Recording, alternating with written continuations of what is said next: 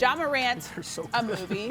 Zion Williamson, an actual, I don't even know what to call him. He's just absolutely ridiculous. It's insane. It's insane. So I wanted to ask you, Omar, because me and you were both at Zion's debut in New Orleans, and I know you're watching Ja and Zion there live. So watching these two, how high do you think their ceiling is? Oh, I think very high. I think it's going to be like the next big rivalry for the NBA, how you saw Luka and Trey last year. Ja and Zion have the potential to be even better than that rivalry of Trey Young and Luka Doncic. And I think one thing that watching the two games with the Grizzlies, one against the Portland Trail Blazers, Ja is amazing at controlling the pace. He's so good at setting his teammates up. I've been very impressed watching him up close. So as far as who has the higher ceiling, it's Zion Williamson. You can't teach his athleticism, you can't teach his size, you can't teach all of that stuff. But I think Ja Morant is going to be a problem for a very long time. Zion is about, this is kind of ridiculous, about 100 pounds heavier than That's Ja. crazy. It's like a whole other person. And that's the only reason that I would pause to say, and of course you can't project a decade from now, but like, I'm in my 30s and I know what 30-year-old knees feel like, right? So I'm not built like Zion, but when he gets 10 years more mature, and he's going to have, the professional athlete, diet and regimen, but he's already had some lower body issues. Remember, they had to teach him how to walk again, essentially, and fix his gait when he twisted his ankle, in shoe gait at Duke. So that's the only reason I would hit pause. Obviously, he's on a minutes restriction right now, but both of these dudes are 20 years old. What I will say is I don't think anybody anticipated Ja Morant to be this good this early, because it wasn't that long ago that he was just a highlight dunker from Murray State, right? Yeah. And then we started actually seeing his game and paying attention to his game on a national scale, which with Zion, he was making highlights when he was a sophomore in high school. So everybody knew who this dude was. He had 1 million followers when he was in high school. Ja Morant, not so much. The hype and the train and the buzz really only picked up that 1 year at Murray State, which he was a high flyer, and then obviously they went 1 and 2.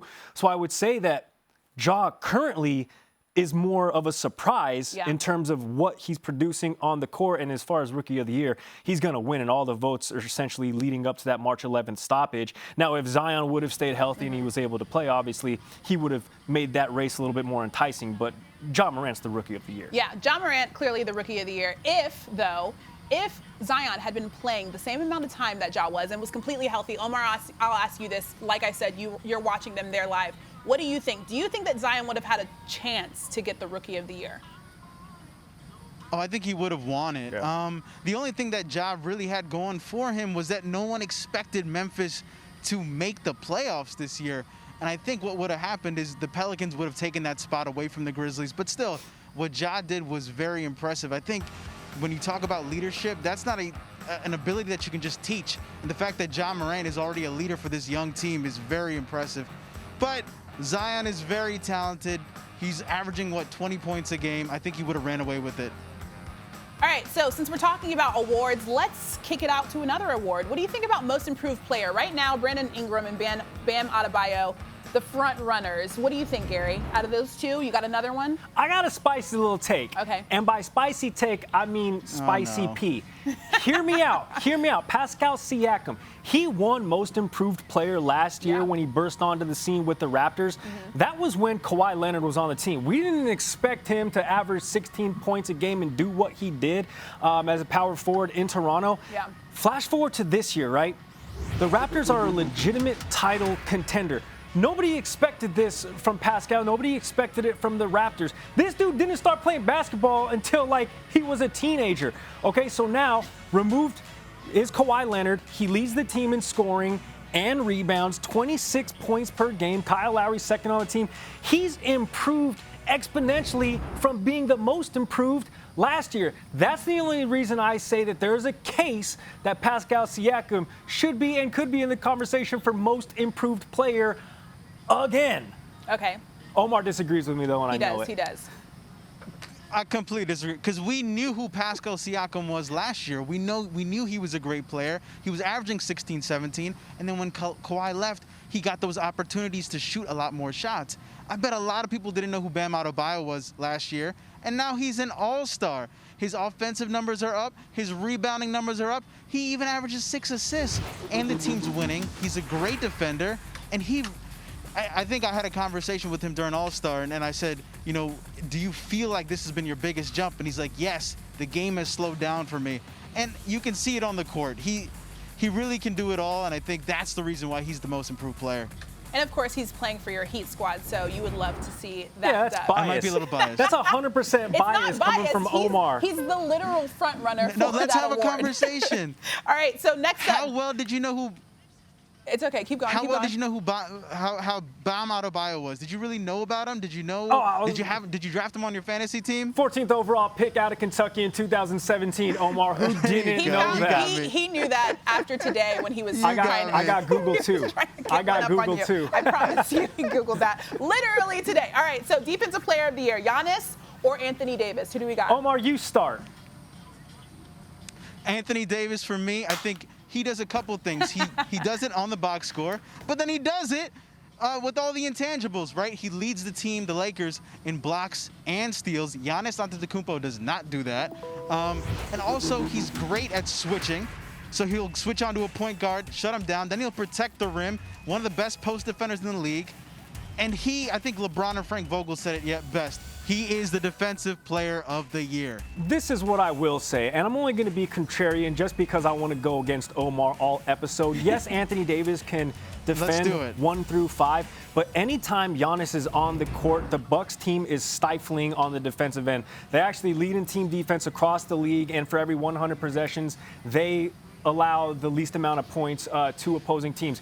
And those are like tangible numbers that you can point at and touch and be like, yes, Giannis is the direct contributor to those numbers, which is why I think, and also when he's on the court, the plus minus for the Bucks goes way up. Obviously, offensively, we're talking defense, but defensively as well. And that's why I say there's an argument to be had that Giannis is and could be the defensive player of the year. I wouldn't be upset if Anthony Davis won Defensive Player of the Year. I'm just trying to be going against the grain. I'm swimming upstream here, though, guys. Help. Okay, so if Giannis wins Defensive Player of the Year, that'd be great. Okay. What about MVP? He won last year. Yes. It's either him or LeBron typically in the race this year. So if we're not talking Pascal Siakam for MVP, I would give it to Giannis because it's the most valuable player. Who brings the most value? And I'm going to say it right now, and my Twitter is going to be a dumpster fire, but LeBron James isn't even the most valuable player on his team. And Omar's the one who said what I needed to back me up on that. Wow. He doesn't lead in scoring. He doesn't lead in rebounds. Yes, LeBron leads in assists. And I'm not going to give him credit just for being the old guy. I am the old guy, but age doesn't matter. And that's why age doesn't end up in a box score. It ends up in your bio. So if anybody on the Lakers should be in the conversation for MVP, it should be Anthony Davis, because it's not Giannis, back-to-back MVP. Omar, you clearly disagree with that. I was actually going to say Giannis is the MVP, but I am so angry at Gary's take that now LeBron James is the MVP. I need to defend LeBron James, who is the best player on the planet. He affects the game more than anyone. He switched to point guard, averages 11 assists a game. You can feel his effect on the game every single time he's on the court. And with Giannis, some of those big games like you saw yesterday with Houston, he kind of disappears. When James Harden's locking you up, you can't be the MVP. All right, I'm going to give that to you. However, and also, listen, what did LeBron and the Lakers do when Anthony Davis wasn't on the team? Were they the #1 overall seed in the West? No. They didn't even make the playoffs. And listen, I'm not disagreeing with you. I love everything LeBron James does on the court. I love it. There's not a player like LeBron James that we have seen in the last 17 seasons. All I'm saying is he's not the most valuable to his team. And again, there's tangible evidence to prove my point. When it was just LeBron on the Lakers and he didn't have Anthony Davis, they simply weren't as good. So Anthony Davis is there. He has brought the most substantive value to the Lakers. And if we're giving the award based off of value and not philosophy, Anthony Davis is the Lakers MVP. Thanks for watching ESPN on YouTube. For live streaming sports and premium content, subscribe to ESPN+.